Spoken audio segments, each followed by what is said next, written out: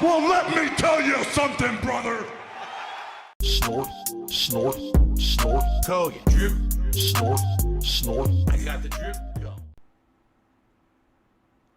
First of all, let's start with the whole big announcement yesterday that my documentary is canceled. All right. If you want the full story, watch yesterday's podcast. I went into extensive detail about all the considerations, all the factors, and what went into it. But in a nutshell, to summarize very quickly, so then we can address this whole follow-up and reaction to the announcement.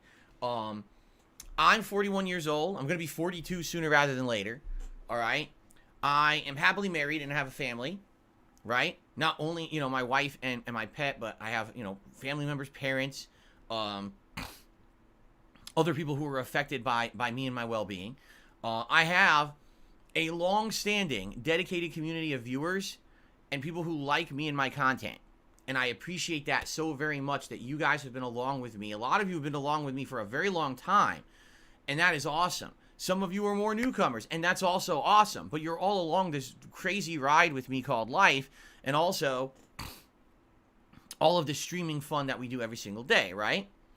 And what I've come to realize more and more, particularly in the last year, is that my actions, what I say and do, what opportunities that I choose to take advantage of or opportunities that I choose to pass on, don't just affect me anymore. They affect everyone around me who has had any kind of relation with me or contact with me, okay? And that's something that I need to really remember more often and make decisions based off of more appropriately.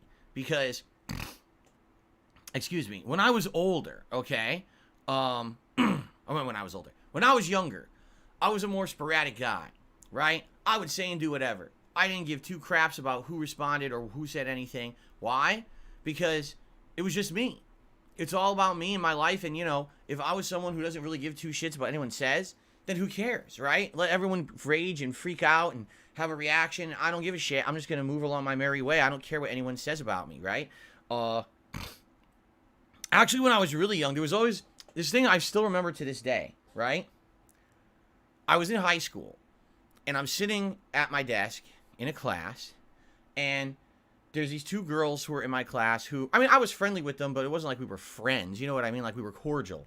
And I remember at that point in my high school years, it was like a very hectic time for almost everyone because I guess like homecoming dance was coming up and all this shit. So, it's like end of year stuff and people are freaking out.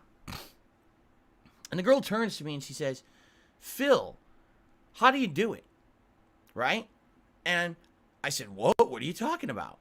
And she goes, "How do you do it? Here you are sitting here at your desk, and you look completely cool as a cucumber. You're not freaking out. You're not stressing out." She goes, "How? Homecoming's right around the corner. All of us are planning. What are our plans? How are we going to handle it? What are we wearing? How are we getting there? Who are we going with? What's this? What's that? What's this?" And she says, and then, of course, school. We got tests coming up and this and that. And you're just sitting there. Well, everyone else in this class is all stressed out and freaking out. You're just sitting there relaxed. I turned to her and I said, "It's because I don't care about any of it. Like, none of this really matters, right? This is just a fleeting moment in time.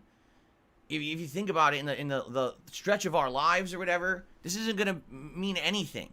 Give it another few months, you won't even care about it anymore. So why do I sit around and freak about this? I don't care." I was kind of a very nonchalant attitude when I was going through my younger life. I didn't care about what anyone said or did. I didn't care about impressions. I didn't care about appearance. I didn't care about shit. I was just going through it. Who cares? Coast through it, get to the next thing. While everyone else around me was always on edge freaking out, right? That's always how I was when I was younger, right? But the problem is you can only get so far through life with that attitude. And I feel like a lot of the times that I've gone through this 15 plus year journey of being a YouTuber, that was kind of the attitude. Don't give a shit. Don't care about who says what. Don't care about any impact on anything. Just keep going. And that's, just keep going is a great attitude to have. It's determination and it's being positive. But at the same time, sadly, when that's your attitude, you tend to ignore other things going on. I think that's a lot of the time that's what's happened to me. Why am I in the position that I'm in today where the vast majority of people on YouTube who talk about me always talk about me in a negative light. Because people literally started shitting all over me on YouTube. And I just kind of ignored it. I didn't pay attention to it. I certainly didn't ride that wave and make something out of it. Like, I definitely could have capitalized on when this is how you don't play and things were coming out. And I didn't. Instead, I just chose to kind of keep going forward and doing my own thing and ignore all the nonsense. And what happened is this movement became this toxic community, this really crazy, almost like TMZ-esque group of obsessed fucking people who every moment, if I fart on stream, they'll report it like, you know, the president got assassinated or something. Like, that's how fucked up and crazy these people are. And this has just become something that's arbitrary on YouTube now. Really. Like, this is just allowed. It's normal now on YouTube. That's fine behavior. I mean, it's not. Anyone who's a normal person who sees this kind of behavior would say, what, are you out of your mind? Yeah, these people are, but that's just how they are. They've made years of their living off of obsessing about me and my little intricacies and things that happen in my content and streams, right? These people are just crazy. And a lot of the times I think that's because I went through my life not really caring so much about the impact of things that I say and do, and ignoring anyone who really kind of responded to what I said and did, and just moving on my merry way. Now, you know, that's actually to some extent the right thing to do, because you can't just care about what every little person says, right? I got so many people who are negative about me. Why would I give two shits about what the vast majority of them say or do? What's funny is, during this whole thing, this whole documentary thing, like Mike Klum saying, oh, you got so many people who don't like you, like Mudahar. And I'm like, Mudahar? Who the fuck is that? Oh, that's like that guy, Some Ordinary Gamers or whatever. I'm like, I literally don't know who that is. Apparently this guy has always hated on me and talked about me in a negative way for years. I literally don't know who the fuck it is, right? I don't, and apparently, oh, this is an infamous guy who doesn't like you. I don't even know that. I don't know any of these fucking people. There's entire communities based around this stuff, and I don't even know who the fuck they are. I have no idea, right? When that guy contacted me last year, he's like, I'll pay you $5,000 for an interview. And I messaged him back. I was like, I don't want your money. Go donate it somewhere if that's really what you want to do. I'll have an interview with you, but not about the toxic stuff I've already answered. Anything else I'll talk about, just not that. And then he just ghosted me and never responded ever again, and apparently went on to make even more negative videos and things about me that, again, I don't know who he is. I've never seen any of them, right? But this is what I mean. Like, when I see and hear things about me, it's always negative, so it's like, why would I pay attention to it, right? But in this case, with this documentary, right, I really listened. I wanted to hear what would be the reaction when I said I was going to be doing a documentary about me, right? And, I mean, in general, there were two big reactions that hit. The first reaction over here was all the people who don't like me. And their reaction was unadulterated joy. Because instead of having the content that they make about me be limited just to what you see on a stream every day, they felt that this documentary was going to be their opportunity to get inside information about me and my life and my family and my history and all kinds of stuff that hasn't been made public, and to use that to make unlimited amounts of content. I mean, they were seeing this documentary as a way for them to have content to milk for years, right? They were going to take every little possible thing out of this documentary and microanalyze it and make conspiracy theories about it, just like they do now with what happens on a stream, but times 1 million, right? So this was just going to extrapolate their ability to talk shit and give them exactly what they're looking for, okay? Now, of course, this documentary is not just about them. In general, the reason that this documentary was an interesting idea to me was this was going to give people who don't necessarily follow those groups, but have heard of me, likely in a negative light because of those groups, to finally get an honest take on me. The documentary was not going to be something overly positive. There was going to be positivity and the truth about my life and things in it, but also is going to have all the negative stuff, right? All the shit that I've been through, the mistakes I've made that I've fessed up to and apologized for over the years that I've been a YouTuber. I mean, that's the thing. When you are a content creator with a public face, essentially, you have all of your flaws exposed to the world on a daily basis. With me, more than most, because anything I say hits this crazy hater echo chamber that just resonates over the internet. You'll never hear about something that I did that was good, but everyone will hear about something that I did that was bad, right? So, you know, because of that, I knew that a lot of people had a crazy bad opinion of me, and maybe this documentary would be a chance for those who are kind of neutral to see both sides and make a judgment for themselves. I would hope that if someone who was neutral saw the truth of the matter, who I really am, what I really do for a work day, which is not an easy day. This is not a sit back and be lazy today kind of a day. I'm a workhorse. You know, I'm here 6 days a week full time, busting my butt, putting out content. I got a whole real life behind the scenes, you know, married, maintaining a household, doing all the normal things that anyone would do, plus all this work that I do 6 days a week. It's pretty crazy, you know? And a lot of people don't know that.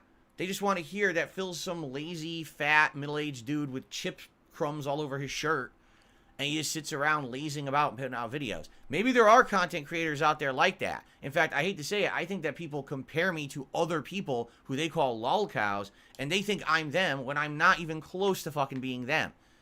I mean, could it be further from the truth? Do I look anything like them? Right? In any capacity? Do I act like them? No. But I still get grouped in with them, and that's unfair. So maybe this would have been a chance to actually get the real me out there, right?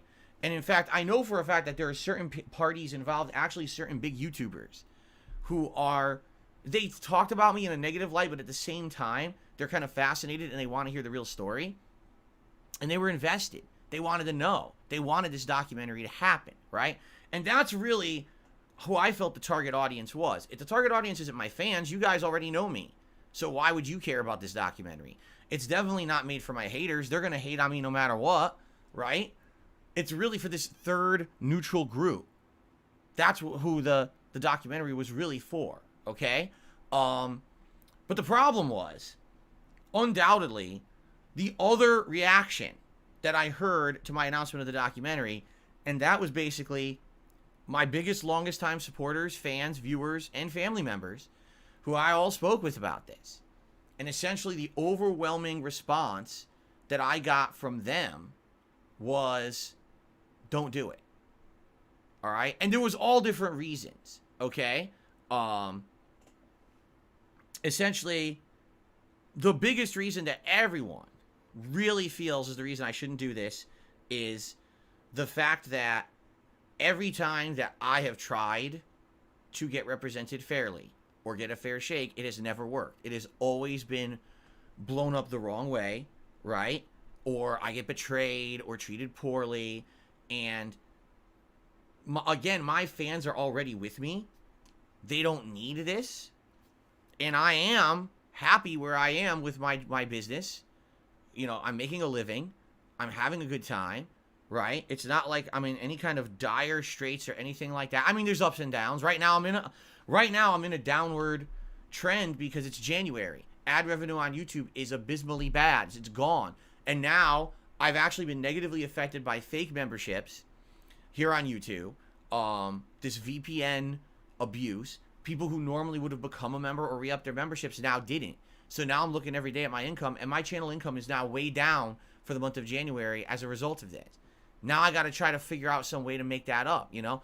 That's the thing. I'm at a level where I'm good, but there are fluctuations.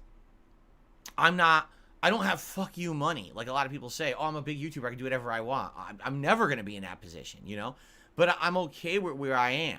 You know what I mean? Like, I'm happy with where I am. I don't need to blow up and become hugely popular on YouTube. That's not my goal, nor am I seeking that. So that's what I mean. This documentary isn't for my biggest fans or whatever. It's, and essentially their reaction is, we like things how they are right now. Okay? And, hold on.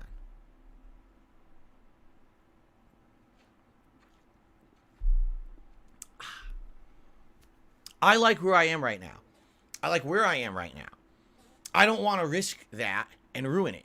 And that's the feedback that I got from my audience is right now, all the drama of last year has worn out, correct? And because of that, we don't want that drama to come back. So please don't make it, right? This documentary seems like the next drama thing. You know, after the bullshit interview, after the harassment by Keemstar and all that shit last year, now things are finally calming down. Just focus on you, focus on your business, focus on positivity. You got a lot of good stuff coming up. Brand new releases are coming out. You got a throwback channel you're trying to get off the ground. Your wife is coming back into your content for the first time in over 5 years. All these positives happening. Why would you now want to kind of screw that up with this documentary and take this crazy big chance? And again, this was not just feedback from 1 or 2 people. I had long-standing fans emailing me and talking to me about this, family members, and I was like, all right, you know what? After listening to everyone, okay, I've decided that this is the case, right? That this is what I should do, all right? And I'm happy that I came to the decision that I did. All right, I am. I'm happy that I came to the decision that I did because I think it's the right thing for now. You know, like I said yesterday, I feel like this documentary, if I ever do one, could work, but I don't think it's now is the right time. There's too much going on. As I always also told you, I've got personal things going on in my life, all right, right now that you guys have no clue about that are affecting me and my family, and I don't see the point of putting extra stress on everything for something that's just a gamble. That it could work out, and some people might like me more, and I might get more viewers on my streams, and people might finally see me in a more positive light, or it could go the other way, and the entire internet just hates on me more. I mean, let's be honest. Boogie, with his documentary with Mike Klum, probably thought that documentary was going to help him. It did not help him. It made him look 10 times worse, and now he's in a worse off position where everyone hates him even more. So why the hell would I want to do that documentary, right? It's a risk. And again, not to say that this documentary was going to be the same as Boogie's. It was going to be a completely different project. But there's always that level of risk, right? So that's really the factors that went into it. And all things considered, after weighing through all of this, right, I decided against it, right? Again, maybe somewhere down the line, when my story has progressed further, I feel like a documentary like this is something you want to do when you've kind of reached the end of the road and now you want to tell your story. As I've told you, if I do a documentary like this, this will be it for me. I'm not going to be doing a documentary now and then in 5 years and then in 10 years. It's just now. That's it. One documentary. And I'm never doing something like that ever again. All right? So I generally feel that this is completely the right decision to make. I'm happy that I made this decision before things got too wrapped up. I basically wanted to make this decision before real work got off the ground with this, because as I said, this was going to be the week where we were going to actually plan shooting and real work. Everything up to this point was literally just a couple conversations and initial plans and ideas. That was it. Nothing else. So, you know, that's why I said, all right, well, I don't want to go too far, and then wheels start turning and plans start being made and things like that. And then next thing you know, you cancel late and now you kind of screw people over. I didn't want it to go that far either, you know? And that's what's hilarious, because you people in the chat have no idea what the hell any of you are talking about. There's people who you've only listened to detractors and idiots, okay? You need to stop. You're really dumb. If you listen to a single detractor channel or idiot who's talked about this, you've listened to a moron who made everything up. There's 2 people who know about this documentary, me and Mike Klum, and that's it. So idiots saying, well, oh, he spent this much money and he did this and he did that. No, you're an idiot. Why do you believe morons, right? What are you talking about, right? The whole idea of this documentary was that it was open-ended, and at any point, either Mike or I could decide against doing it, right? That was always our agreement, so that way we have the openness of doing a real work together, a real collaboration, as opposed to, you get locked into something you don't want to do, and now you're screwed. That's never what this was supposed to be, right? And that's why we had it like that. Let's say, for example, we had actually really started work on this thing, and we were months into it, but then Mike realized this just isn't very entertaining, it's not going to work. He could have canceled it. Or maybe, you know, we're a couple months in, and then something happens and I can't keep working on it, right?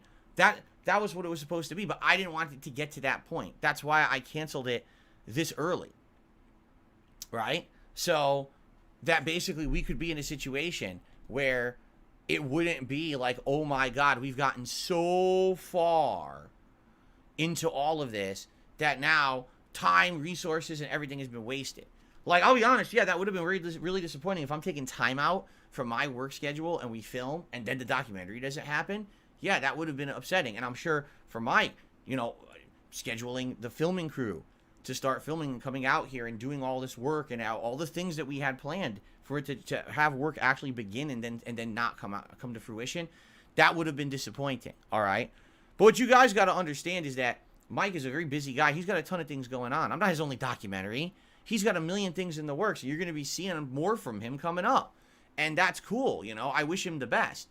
I was not his only project that he was working on this year. He's got a million things going on at once. I'm one of the many things in his machine that he's working on right now. So it's not a big deal.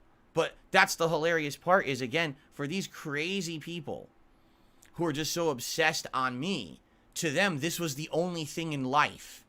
So the fact that this documentary is canceled must mean that this was insane amounts of time and effort wasted for everyone around. You're wrong. You're idiots. You're fucking morons. You should shut the fuck up. You don't know what you're talking about. Okay?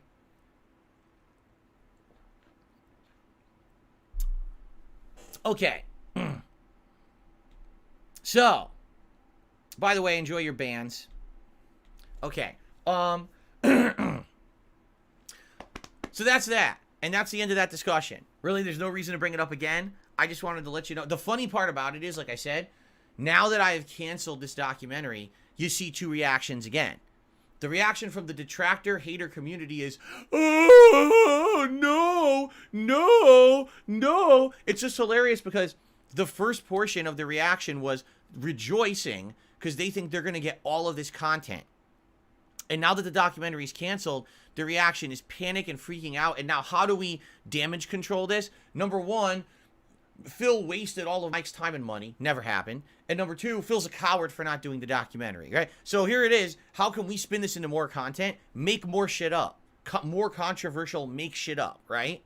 So that's what they do. And that's what they're going to do. That's literally all they do is they lie and they create controversy and conspiracy so they have content. They're garbage people. They shouldn't exist, all right? So I don't care about what they say. But the other reaction that I'm getting from the people who are true fans is relief.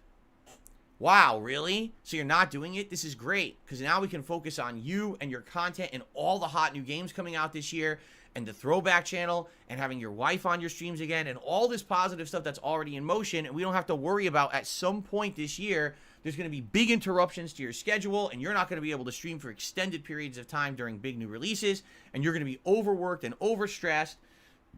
And then when this thing comes out, it's going to be an endless cycle of drama and nonsense for everyone.